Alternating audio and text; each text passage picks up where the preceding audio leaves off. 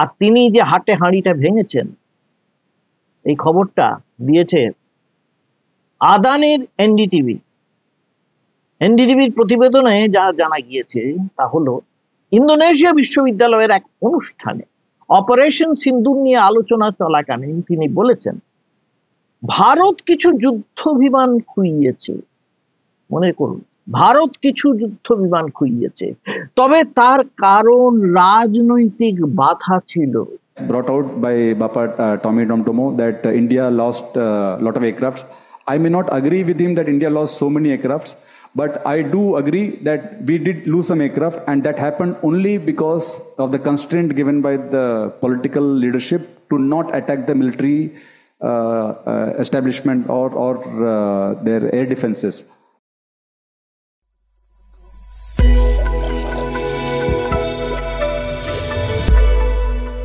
নমস্কার, আমি গৌতম বন্দ্যোপাধ্যায়, আর আপনারা দেখছেন গৌতম ব্যানার্জি অফিসিয়াল।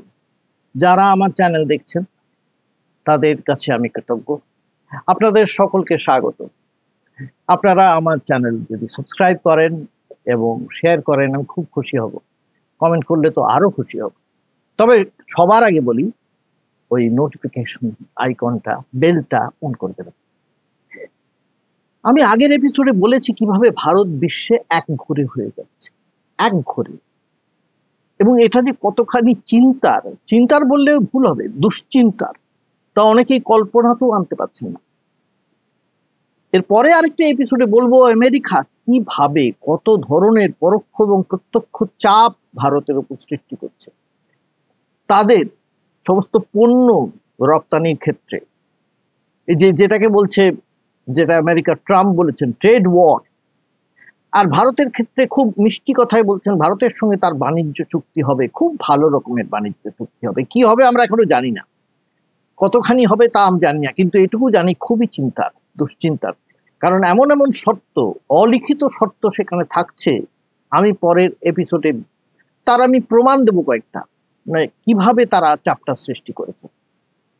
আজকে আমি ওই ঘটনার প্রেক্ষিতে অন্য একটা ঘটনা বলছি, যে কেন একঘরে হয়ে গেলে ভারতের কি অসুবিধা, বিশেষ করে প্রতিবেশীদের কাছে। প্রতিবেশী মানে মূল প্রতিবেশী চীন এবং পাকিস্তানের কথা আমি ধরছি না, কিন্তু চীনের সঙ্গে। চীন যে পাকিস্তানের পাশে কতখানি আছে তা কিন্তু ইতিমধ্যেই আমাদের সামনে পরিষ্কার হয়ে গেছে। এখন এটা বুঝে গেছে আমেরিকা, এই জন্য আমেরিকা চাইছে ভারতকে কবজা করতে।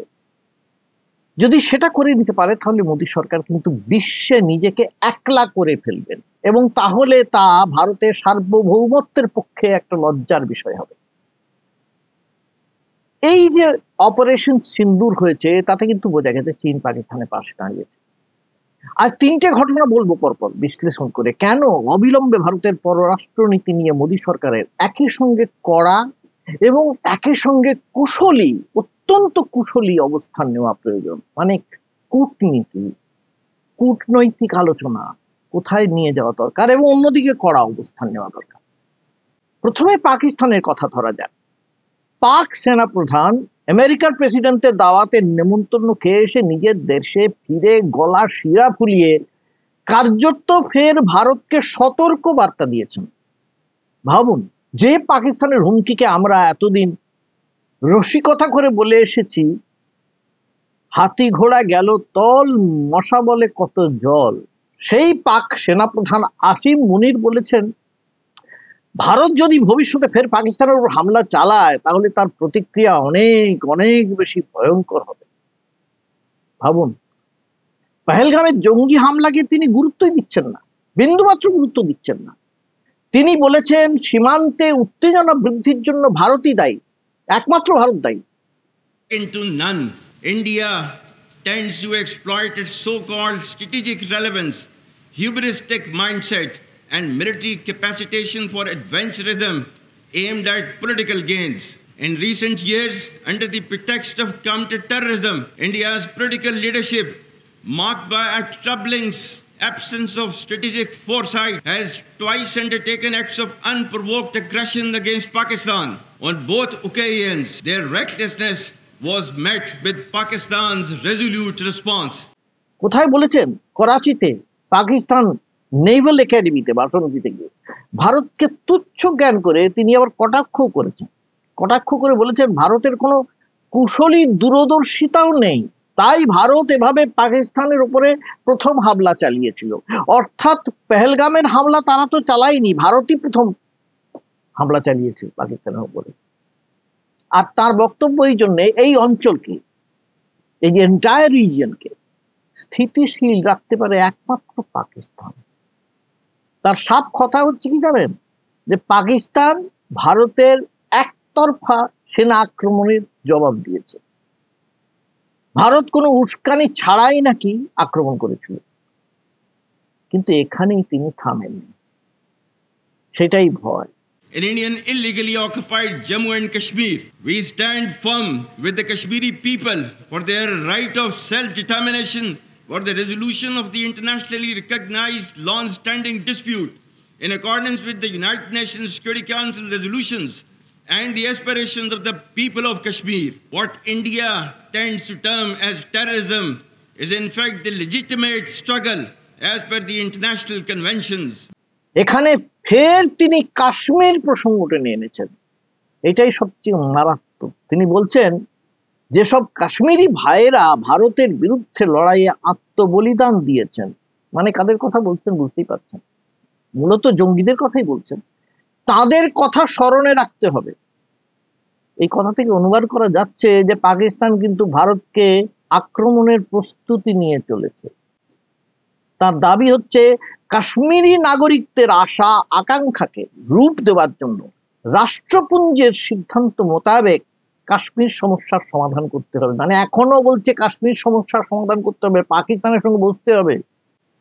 প্রতিরক্ষা বিশেষজ্ঞ প্রবীণ সাহানি এক জায়গায় বলছেন যে তিনি মনে করেন পাকিস্তান 1 বছরের মধ্যে ভারতকে আক্রমণ করবে।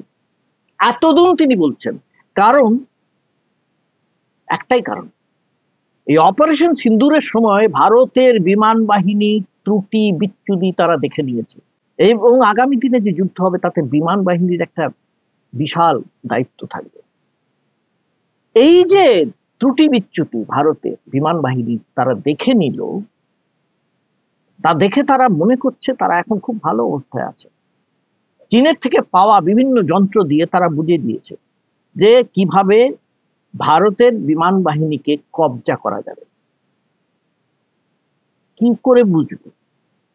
তারা বুঝলো এই কারণেই, কারণ ভারতের বিমান ধ্বংসের পর অপারেশন সিন্দুরের সময় ভারতের বিমান ধ্বংস হয়েছে। এ কথা তো আগে স্বীকারই করে নিয়েছিলেন ভারতের সেনা সর্বাধিনায়ক স্বয়ং।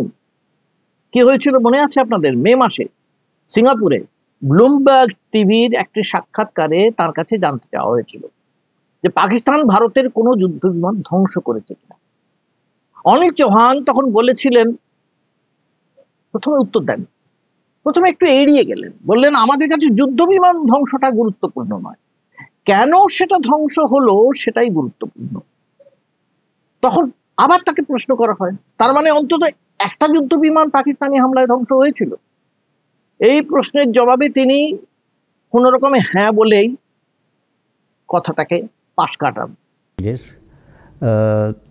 there were losses, but the numbers, and that's not important.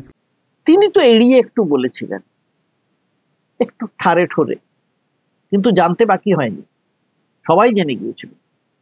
কিন্তু আমাদের দেশের প্রতিরক্ষা মন্ত্রী, প্রধানমন্ত্রী, স্বরাষ্ট্রমন্ত্রী চুপ করেছিলেন। প্রধানমন্ত্রী তো একেবারে চুপ, কিচ্ছু বলেননি, যেমন বলেন না আমরা জানি। বিপদ আপদের সময় যে সবাইকে নিয়ে চলতে হবে, সত্যি সবাইকে নিয়ে চললে তবেই সবকা সাথ সবকা বিকাশ হয়, এটা তিনি বিশ্বাস করেন না। তিনি শুধু নিজের উপরে বিশ্বাস করেন, নিজে যা ভাবেন সেইটাই তিনি করেন। কিন্তু সমস্যা কোথায় হলো জানেন? এবার একেবারে হাটে হাড়ি ভেঙেছেন ইন্দোনেশিয়ায় ভারতের প্রতিরক্ষা মন্ত্রকের প্রতিনিধি, নৌসেনা আধিকারিক ক্যাপ্টেন শিবকুমার। আর তিনি যে হাটে হাঁড়িটা ভেঙেছেন এই খবরটা দিয়েছে আদানির এনডিটিভি। এনডিটিভির প্রতিবেদনে যা জানা গিয়েছে তা হলো ইন্দোনেশিয়া বিশ্ববিদ্যালয়ের এক অনুষ্ঠানে অপারেশন সিন্দুর নিয়ে আলোচনা চলাকালীন তিনি বলেছেন ভারত কিছু যুদ্ধ বিমান খুইয়েছে, মনে করুন ভারত কিছু যুদ্ধ বিমান খুইয়েছে, তবে তার কারণ রাজনৈতিক বাধা ছিল।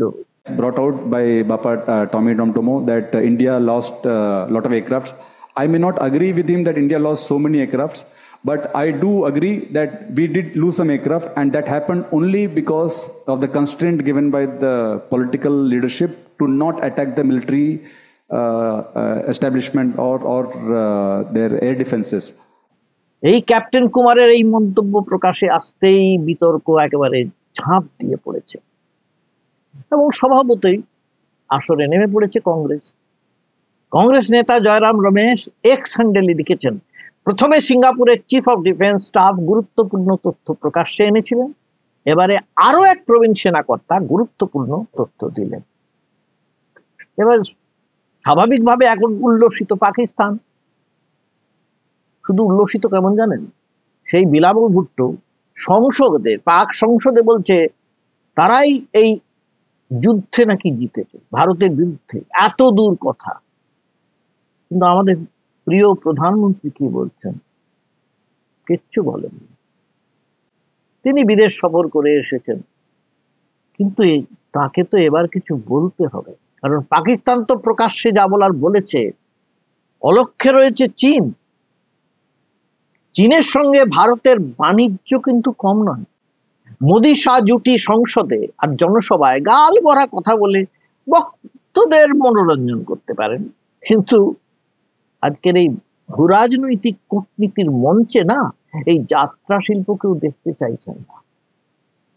চীন একটা সূক্ষ্ম গুগলি দিয়ে রেখেছে ইতিমধ্যে। তারা কি বলেছে জানেন? যে আমেরিকা যদি অন্য কোনো দেশের সঙ্গে এমন কোনো বাণিজ্য চুক্তি করে যা চীনের স্বার্থ বিরোধী, তাহলে ড্রাগনের মুখ থেকে আগুন ঝরবে। মানে নাম না করে ভারতকেও এই হুমকিটা দেওয়া হয়েছে, বুঝতে কারো বাকি নেই। একটি বিবৃতি তারা জারি করেছে, চীনা বাণিজ্য মন্ত্রক তাতে লিখেছে, যদি এমন কোনো পরিস্থিতি তৈরি হয়, যেটা বললাম এখনই, তা চীন কখনোই মেনে নেবে না।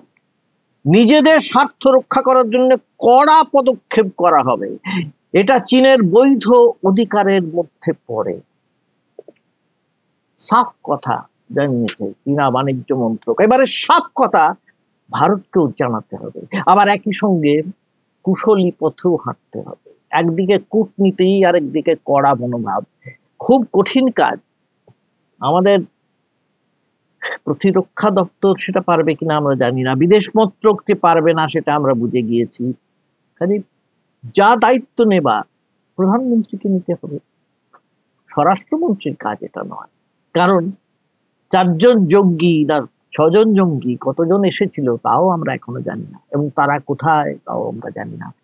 স্বরাষ্ট্রমন্ত্রী আমাদের কাশ্মীরে পেহেলগাঁওয়ের হামলার চেয়ে হিন্দি ভাষা চালু করতে বেশি উদ্গ্রীব। তা করলে আর চলবে না, একটু অন্য পথে হাঁটতে হবে। নমস্কার, আজকে এই পর্যন্তই। আবার আপনাদের সঙ্গে দেখা হবে পরের এপিসোডে। আমার সঙ্গে থাকবেন, ভালো থাকবেন। নমস্কার।